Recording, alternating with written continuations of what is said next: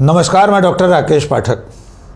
प्रधानमंत्री नरेंद्र मोदी ने आज 11वीं बार लाल किले की प्राचीर से देश को संबोधित किया। उनके भाषण में यूं तो अनेक ऐसी बातें थीं जो सवालों के घेरे में हैं, लेकिन एक ख़ास बात और थी। वो थी इतिहास की टांग तोड़ने की उनकी पुरानी आदत। अक्सर प्रधानमंत्री ऐसे बयान देते हैं, अपने भाषणों में ऐसे ऐतिहासिक तथ्यों का उल्लेख करते हैं जो गलत पाए जाते हैं। पता नहीं प्रधानमंत्री नरेंद्र मोदी को इतिहास से ऐसा क्या बैर है कि उनके भाषणों में ऐसे ऐसे शब्दों का, ऐसी ऐसी जानकारियों का उल्लेख होता है जो अगले 1 मिनट के अंदर गलत साबित हो जाते हैं।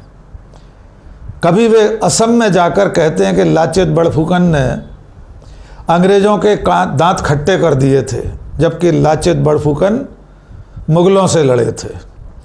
कभी प्रधानमंत्री कहते हैं कि सिकंदर बिहार तक आ गया था, और कभी वे गुरु नानक देव, गुरु गोरखनाथ और कबीर को एक साथ बिठा देते हैं, जिनके होने में दशकों का अंतर है। इसके बावजूद प्रधानमंत्री और उनके भाषण लिखने वाले लोग ये एहतियात नहीं बरतते कि उनके भाषणों में ऐसी बातें न हों जो फौरन गलत साबित हो जाएं। आज भी प्रधानमंत्री के भाषण में एक ऐसी बात कही गई है जो सिरे से गलत है। दरअसल प्रधानमंत्री 1857 की क्रांति, स्वतंत्रता संग्राम और उसमें तमाम वीर सेनानियों का जिक्र कर रहे थे, और तब उन्होंने कहा कि 1857 की क्रांति से पहले एक ऐसा वीर युवक हुआ जिसने अपने प्राणों की आहुति दे दी। 22 साल की उम्र में उसने अदम्य साहस का परिचय दिया, और उसका नाम उन्होंने लिया भगवान बिरसा मुंडा। आइए उनका भाषण पहले आपको सुनवाते हैं, फिर आपको बताएंगे कि प्रधानमंत्री नरेंद्र मोदी का ये बयान, भगवान बिरसा मुंडा का उल्लेख पूरी तरह गलत है, क्योंकि बिरसा मुंडा 1857 की क्रांति के कई साल बाद जन्म लिए थे। उनका जन्म ही क्रांति के कई साल बाद हुआ था, फिर वे 1857 की क्रांति में कैसे शामिल हुए होंगे। आइए पहले प्रधानमंत्री नरेंद्र मोदी के मुख से, उनके ही श्री मुख से बिरसा मुंडा के बारे में सुन लीजिए। सर, क्या हो सकता है? हमें पता है 1857 के स्वतंत्र संग्राम के पहले भी अंग्रेजों के नाक को दम करने वाला हमारा देश का एक आदिवासी युवक था। 20-22 साल की उम्र में उसने अंग्रेजों के नाक को दम ला दिया था, जिसको आज भगवान बिरसा मुंडा के रूप में लोग पूजा करते हैं। भगवान बिरसा मुंडा की 150वीं जयंती आ रही है। कि हम सबके लिए प्रेरणा का कारण बने। समाज के प्रति छोटा सा छोटा व्यक्ति भी देश के लिए कैसी जज्बात रखता है, उससे बड़ी प्रेरणा भगवान बिरसा मुंडा से अधिक कौन हो सकता है। आइए हम भगवान बिरसा मुंडा की 150वीं जयंती जब मनाएं, संवेदनशीलता का हमारा सुना कि प्रधानमंत्री बिरसा मुंडा को 1857 की क्रांति का एक नायक बता रहे हैं, और उनकी 150वीं जयंती आने वाली है ये भी बता रहे हैं। लेकिन हकीकत ये है कि बिरसा मुंडा 1857 की क्रांति से कई साल बाद पैदा हुए थे। उनका जन्म 15 नवंबर 1875 को हुआ था। वर्तमान झारखंड का जो रांची क्षेत्र है उसके एक गांव में। उस वक्त वो बंगाल प्रेसिडेंसी में आता था, और उसके बाद बिरसा मुंडा ने आदिवासी विद्रोह का नेतृत्व किया। वो महाविद्रोह, जिसे उलगुलान कहा जाता है, अंग्रेज़ों के खिलाफ उनकी ये लड़ाई जब चरम पर थी, तब एक मुखबिर ने, उनके ही किसी साथी ने उनके बारे में सूचना दे दी। मार्च 1900 में वे गिरफ्तार कर लिए गए। बिरसा मुंडा को रांची की जेल में रखा गया, और वहाँ ऐसा माना जाता है कि उन्हें खाने पीने में जहर दिया जाता था। यानी रांची की ही जेल में 9 जून सन 1900 को बिरसा मुंडा की मृत्यु हो गई थी। उसके बाद वे उस पूरे इलाके में देश भर के आदिवासियों के बीच भगवान की तरह पूजे गए, जाने गए, माने गए। बिरसा मुंडा सिर्फ एक क्रांतिकारी नहीं थे, वे एक धार्मिक नेता भी थे। इसलिए उनकी आदिवासी इलाकों में एक भगवान जैसी ही मान्यता है।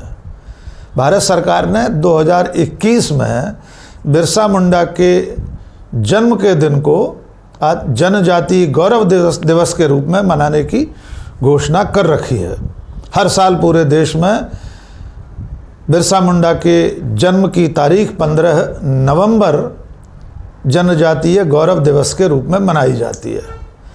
लेकिन हो सकता है प्रधानमंत्री किसी और का जिक्र कर रहे हों और उस व्यक्ति का नाम है तिलका मांझी। यद्यपि प्रधानमंत्री के भाषण में बहुत स्पष्ट रूप से बिरसा मुंडा का नाम लिया गया है, लेकिन फिर भी अगर वे तिलका मांझी का नाम लेना चाहते थे तब भी उल्लेखनीय बात यह है कि तिलका मांझी भी भारत के प्रथम क्रांतिकारी 1857 की क्रांति में शामिल नहीं हुए थे। वे उससे और बहुत पहले यानी लगभग 70-80 साल पहले अंग्रेज़ों के खिलाफ लड़ाई लड़ रहे थे। तिलका मांझी का जन्म हुआ था वर्तमान सहरसा के एक गांव में 1750 में, यानी 1857 की क्रांति से 100 साल पहले उनका जन्म हुआ था। उन्होंने गुरिल्ला युद्ध छेड़ रखा था। उस वक्त की हुकूमत के खिलाफ, आदिवासियों पर जो अत्याचार होते थे उनके खिलाफ वे लड़ाई लड़ रहे थे और उन्हें भी अंग्रेज़ों ने 1784 में गिरफ्तार कर लिया था। वे लगातार गुरिल्ला युद्ध लड़ते हुए जंगलों में छुपे रहते थे। अंग्रेज़ उनको पकड़ने के लिए हर तरह की मशक्क़त करते थे, लेकिन अंततः तिलका मांझी 1784 में गिरफ्तार किए गए और 1785 में उन्हें सरेआम फांसी दे दी गई। यानी कुल मिलाकर अगर प्रधानमंत्री नरेंद्र मोदी आदिवासियों के किसी महानायक का जिक्र कर रहे थे तो वे दोनों महानायक तिलका मांझी और बिरसा मुंडा दोनों ही 1857 की क्रांति में शामिल नहीं हुए थे। एक का जन्म क्रांति से बहुत पहले यानी 100 साल पहले हुआ था और उन्होंने जो गुरिल्ला युद्ध लड़ा था वो भी 1857 की क्रांति से पहले 1770 के आसपास छेड़ा था, यानी क्रांति से बहुत पहले। और अगर बिरसा मुंडा की बात हो रही है जिनका नाम प्रधानमंत्री ने स्वयं लिया है, तो बिरसा मुंडा तो 1857 की क्रांति के पूरी तरह दमन के बाद, यानी 1857 की क्रांति 1858 में ख़त्म हो गई थी। अंग्रेज़ों ने पूरी तरह क्रांति का अत्याचारपूर्ण दमन कर दिया था। उसके बाद ईस्ट इंडिया कंपनी से सीधे ब्रिटिश हुकूमत, अंग्रेजी सत्ता कायम हो गई थी। उसके कई साल बाद 1875 में बिरसा मुंडा का जन्म हुआ था। यानी प्रधानमंत्री इतिहास के तथ्यों के साथ छेड़छाड़ करने की अपनी पुरानी आदत से आज 15 अगस्त 2024 को लाल किले की प्राचीर से भाषण देते समय भी बाज नहीं आए। चिंता की बात यह है कि स्वयं प्रधानमंत्री या उनके भाषण लिखने वाले लोग, उनके भाषण तैयार करने वाली टीम ऐसी मामूली जानकारियां भी चेक नहीं करते हैं, उनकी पुष्टि नहीं करते हैं, तस्दीक नहीं करते हैं, जो एक क्लिक पर इंटरनेट पर मौजूद हैं। आज के इस वीडियो में बस इतना ही। बहुत बहुत शुक्रिया। आखिर में एक छोटी सी अपील, अगर आपने हमारा चैनल अब तक सब्सक्राइब नहीं किया है तो फ़ौरन सब्सक्राइब कर लीजिए। कमेंट करके बताइए ये वीडियो आपको कैसा लगा। दोस्तों और शुभचिंतकों के बीच में साझा कीजिए। जय हिंद।